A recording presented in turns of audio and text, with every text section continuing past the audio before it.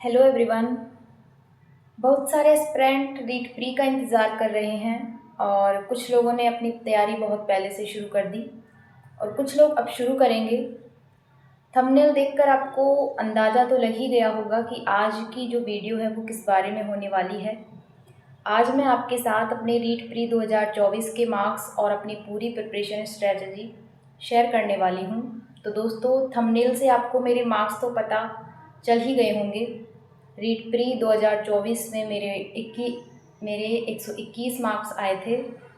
ये मार्क्स बहुत ज़्यादा भी नहीं हैं, लेकिन क्योंकि ये एक पात्रता परीक्षा है इसलिए इस हिसाब से मुझे ये ठीक ठाक लगे। इसलिए मैंने सोचा कि अपना अनुभव आपके साथ ज़रूर शेयर करूं।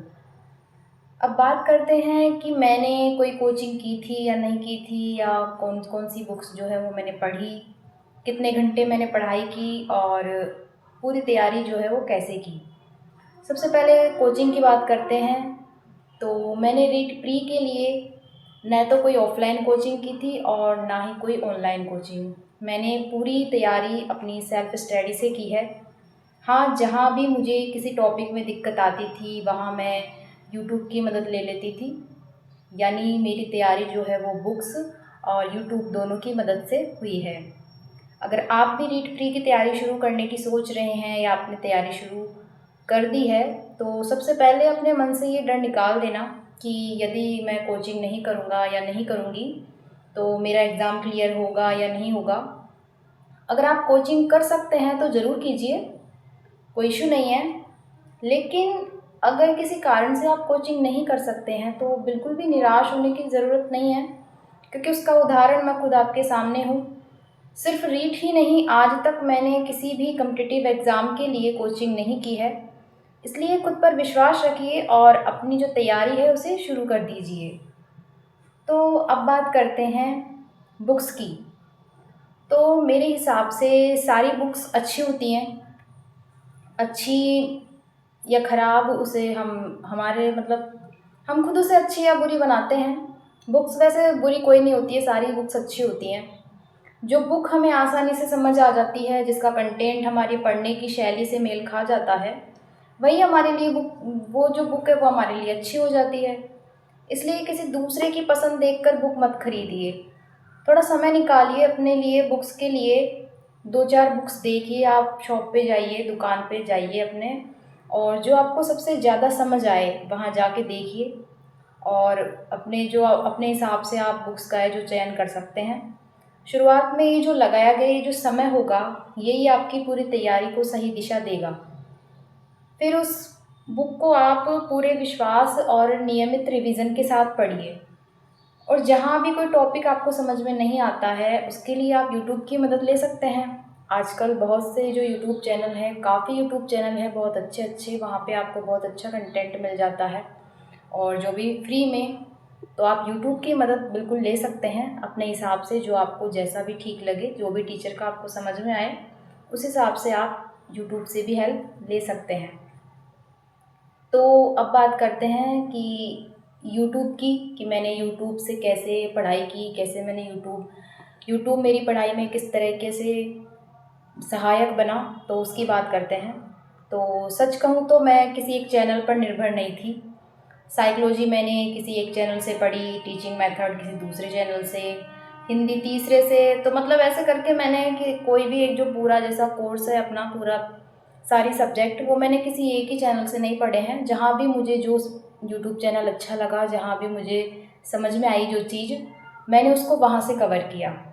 तो आप भी जो चीज़ है अपने हिसाब से, जो भी आपको सब्जेक्ट है, जो भी टॉपिक है जिस भी सब्जेक्ट में, वो आप अपने हिसाब से जो भी टीचर है उसके अनुसार आप अपना चूज़ कर सकते हैं और वहाँ से अपनी पढ़ाई है जो उसको कंटिन्यू कर सकते हैं। तो अब बात आती है कि प्रैक्टिस की, कि प्रैक्टिस को किस तरीके से मैंने किया। मैं एमसीक्यू प्रैक्टिस के लिए भी यूट्यूब पर कुछ क्लासेस देखती थी। इसके अलावा मैंने जीजीडी की टॉपिक वाइज टेस्ट सीरीज़ ली थी। मुझे उससे काफ़ी फ़ायदा मिला, क्योंकि हर टॉपिक पर जो है प्रैक्टिस हो जाती थी। अगर आप भी प्रैक्टिस करना चाहते हैं तो मेरे अनुभव के अनुसार टॉपिक वाइज टेस्ट सीरीज़ आप ज़रूर शामिल करना अपने मतलब पढ़ाई में।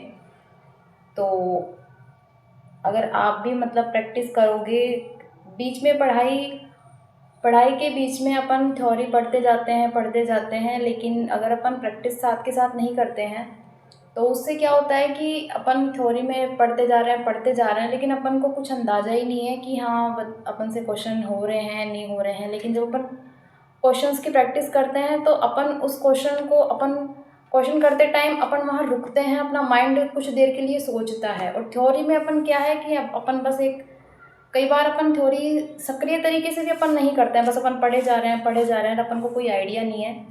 तो प्रैक्टिस क्या है, अपन को अपनी पढ़ाई को एक सक्रिय रखने के लिए प्रैक्टिस ज़रूरी हो जाती है। उससे क्या है कि अपन ने जो टॉपिक पढ़ा है उसके बाद अगर अपन उसके एमसीक्यू प्रैक्टिस करते हैं या कोई पीवाईक्यू लगाते हैं, तो वो जो टॉपिक अपन ने पढ़ा है वो अपन प्रैक्टिस करते टाइम, एमसीक्यू लगाते टाइम, वो अपने दिमाग में अपने आप चीज़ें रिकॉल होती है। और उससे क्या है कि अपन को क्वेश्चंस भी पता चल जाते हैं और इससे अपनी जो पढ़ाई है वो बहुत अच्छे तरीके से होती है। तो मेरे हिसाब से तो आपको ज़रूर प्रैक्टिस करनी चाहिए।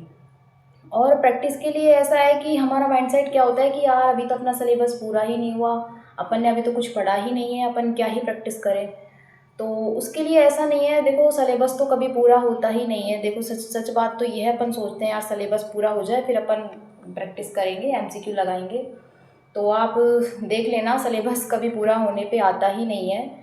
आप जैसे जैसे टॉपिक पढ़ते जाते हैं साथ ही आप उनके एमसीक्यू भी देखते जाइए, जिससे कि क्या है कि साथ ही साथ आप अपना थ्योरी भी कवर करेंगे और आपकी प्रैक्टिस, आपकी नज़रों से क्वेश्चन भी निकलते जाएंगे।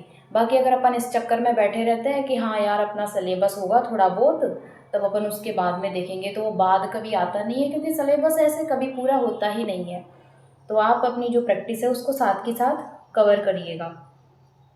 तो टॉपिक वाइज टेस्ट सीरीज़ आप इसके लिए ज़रूर लेना, क्योंकि टॉपिक वाइज टेस्ट सीरीज़ है, उससे क्या होता है हर एक टॉपिक मतलब एक तरीके से आपको सिलेबस को भी कंप्लीट करने में आपकी हेल्प करती है। क्योंकि मैंने जब मतलब तैयारी की थी तो मैंने जीजीडी की टेस्ट सीरीज़ ली थी, तो उसमें क्या होता था कि मतलब टॉपिक वाइज टेस्ट सीरीज़ थी।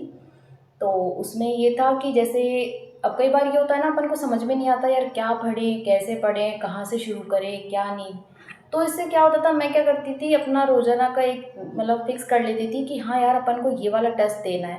अब टेस्ट देना है तो टेस्ट ऐसे तो नहीं है कि चलो मुँह उठा के टेस्ट दे दिया, हाँ भाई अपन कुछ पढ़ेंगे, अपन ने कुछ पढ़ा होगा तभी टेस्ट दे पाएंगे उसका। तो इससे क्या है माइंड में ये चीज़ बन जाती थी कि हाँ यार अपन को इसका टेस्ट देना है, तो टेस्ट देने के लिए ये अपन को टॉपिक कवर करना होगा। तो उस टॉपिक को अपन कवर, इस तरीके से वो टॉपिक कवर हो जाता था और उस बहाने उसका टेस्ट भी हो गया। तो इससे क्या हुआ कि अपना सिलेबस भी एक तरीके से लयबद्ध रूप से आगे बढ़ता जाता है।